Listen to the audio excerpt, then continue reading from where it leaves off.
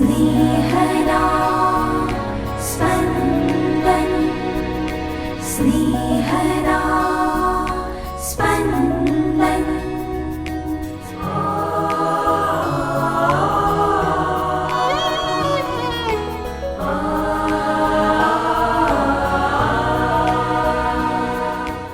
સામાન્ય કાળના 32મા અઠવાડિયાનો શનિવાર. માતા ધર્મસભા આજે મહાન સંત આલ્બર્ટનું પર્વ મનાવે છે. આજના શુભ સંદેશમાં ઈસુ ઉપર છલી નહીં પણ ખંત રાખીને શ્રદ્ધાસભર પ્રાર્થના કરવાની શિખામણ આપે છે અને એવી પ્રાર્થના પ્રભુ અવશ્ય સાંભળે છે, સ્વીકારે છે તે સમજાવવા એક વિધવાનું ઉદાહરણ આપે છે. સાંભળીએ સંત લુકકૃત શુભ સંદેશ અધ્યાય 18 કડી 1-8. તમારે હંમેશા પ્રાર્થના કરતા રહેવું જોઈએ અને નિરાશ ન થવું જોઈએ એમ સમજાવવા ઈસુએ તે લોકોને એક દ્રષ્ટાંત કથા કહી સંભળાવી. કોઈ એક શહેરમાં એક કાજી રહેતો હતો. તે નહોતો ઈશ્વરથી ડરતો કે નહોતો માણસની પરવા કરતો. એ શહેરમાં એક રાંડી રાંડ બાઈ રહેતી હતી. તે આવીને કાજીને કહેતી, મારા સામાવાળા સામે મને ન્યાય અપાવો. કેટલાક વખત સુધી તો કાજીએ ધ્યાનમાં ન લીધું, પણ આખરે તેણે મનમાં વિચાર કર્યો, જો કે હું ઈશ્વરથી ડરતો નથી, તેમ માણસની પણ પરવા કરતો નથી, તેમ છતાં એ મારો જીવ ખાઈ જાય છે, એટલે હું એને ન્યાય મળે એમ કરીશ, નહીં તો એ આવીને મને હેરાન કરી મૂકશે. પછી પ્રભુએ કહ્યું, આ બેઈમાન કાજી શું કહે છે તે સાંભળો. તો શું ઈશ્વર પોતાના વરેલાઓની, જેઓ રાત દિવસ એની આગળ પોકાર કર્યા કરે છે, તેમની વાત ધીરજથી નહીં સાંભળે? શું તે તેમને મદદ કરવામાં ઢીલ કરશે? હું તમને કહું છું કે તે એ લોકોને વિના વિલંબે ન્યાય આપશે. તેમ છતાં માનવ પુત્ર આવશે ત્યારે તેને પૃથ્વી ઉપર શ્રદ્ધા જોવા મળશે ખરી? स्नेहदा स्पन्दन स्पन्दन। દ્રષ્ટાંત કથાની વિધવાબાઈ એક નિષ્ઠુર કાજી કે જે ઈશ્વરથી ડરતો ન હતો કે માણસની પરવા પણ કરતો ન હતો, તેની પાસે આવીને ન્યાય માંગે છે. કાજી તેની વાત ધ્યાને લેતો નથી. તેમ છતાં પેલી વિધવાબાઈ નિરાશ થયા વિના વારંવાર એ જ માગણી કાજી પાસે કર્યા કરે છે. પેલા કાજીને વિધવા પ્રત્યે જરાય સહાનુભૂતિ નથી. તેમ છતાં તેની આજીજીથી કંટાળીને તે તેને ન્યાય મળે તેમ કરવા તૈયાર થઈ જાય છે. શુભાષિતો ગ્રંથના 25મા અધ્યાયની 15મી કલમ કહે છે, ધીરજ હોય તો રાજકર્તાને સમજાવી શકાય. કાજી વારંવાર વિધવાની અનદેખી કરે છે, તેમ છતાં પેલી વિધવાબાઈ ધીરજ ગુમાવ્યા વિના પોતાની માંગણી ચાલુ જ રાખે છે. વળી તે કાજી વિરુદ્ધ કશું એલફેલ બોલતી નથી કે બળાપો પણ કાઢતી નથી. તેનું એક જ લક્ષ્ય છે, નિરાશ થયા વિના ધીરજપૂર્વક પોતાની માંગણી કર્યા જ જવાનું, જે અંતે ફળે છે. આ દ્રષ્ટાંત દ્વારા ઈસુ ધીરજ ધરી સતત પ્રાર્થના કરવા માટે સમજાવે છે. જો આવો નિષ્ઠુર અને પ્રભુને પણ ન ગણકારતો કાજી પેલી વિધવાની વારંવારની રજૂઆત પછી તેની વાત સ્વીકારવા તૈયાર થઈ જતો હોય, તો આપણા પ્રભુ તો દયાના સાગર છે, કૃપાનિધાન છે. શું તે આપણી પ્રાર્થના નહીં સાંભળે? પણ તેના માટે હોવી જોઈએ અખૂટ શ્રદ્ધા અને ધીરજ. ઈસુ આપણી વાત સાંભળે છે, આપણી માંગણી મંજૂર રાખે છે, પરંતુ તેનો સમય આવે ત્યારે. પણ ત્યાં સુધીની રાહ જોવાની ધીરજ આપણામાં નથી.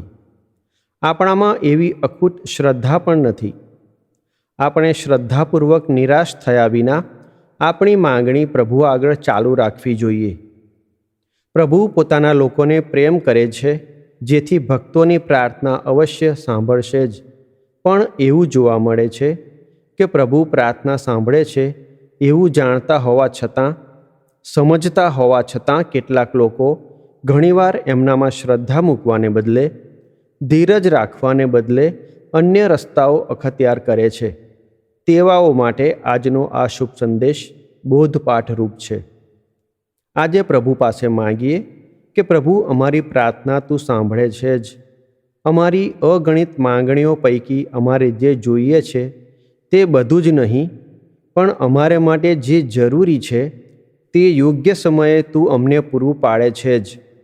એવી અમારી શ્રદ્ધામાં જે ઉણપ છે તેને દૂર કરો અને અમે શ્રદ્ધાપૂર્વક પ્રાર્થના કરીએ એવી કૃપા આપો.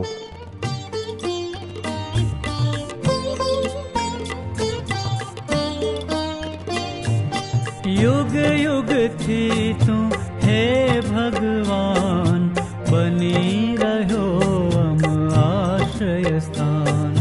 યુગ યુગ થી તું હે ભગવાન, બની રહ્યો અમ આશ્રય સ્થાન.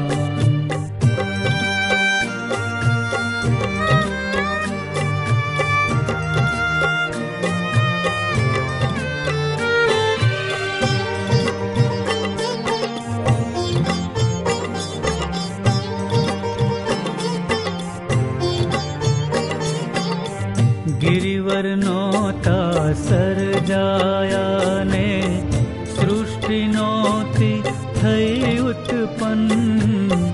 गिरिवर नोता सर्जाया ने, सृष्टि नोती થઈ ઉત્પન્ન. તેની એ પહેલાથી તું છે, તું તો ઈશ્વર અનાદિ અનંત. તું તો ઈશ્વર અનાદિ અનંત. યુગ યુગ થી તું હે ભગવાન, બની રહ્યો અમ આશ્રય સ્થાન.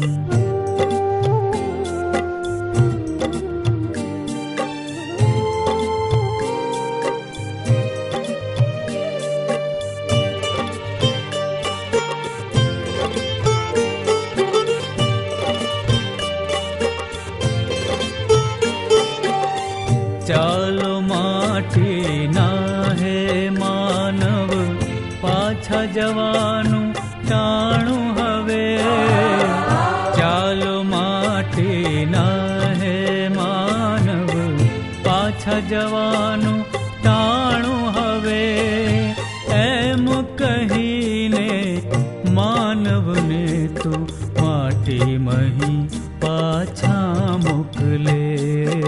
માટી મહી પાછા મોકલે.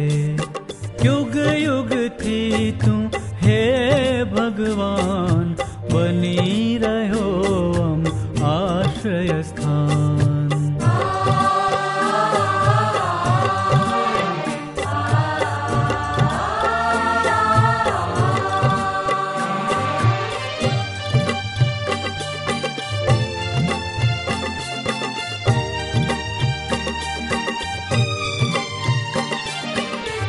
તારે મન તો વર્ષ હજારો વહી ગયેલા દીન સમાન. તારે મન તો વર્ષ હજારો વહી ગયેલા દીન સમાન. તારે મન તો વર્ષ હજારો જાણે રાતની ઘડી સમાન. જાણે રાતની ઘડી સમાન. યુગ યુગ થી તું હે ભગવાન, બની રહ્યો અમ આશ્રય સ્થાન. યુગ યુગ થી તું હે ભગવાન, બની રહ્યો અમ આશ્રય સ્થાન. બની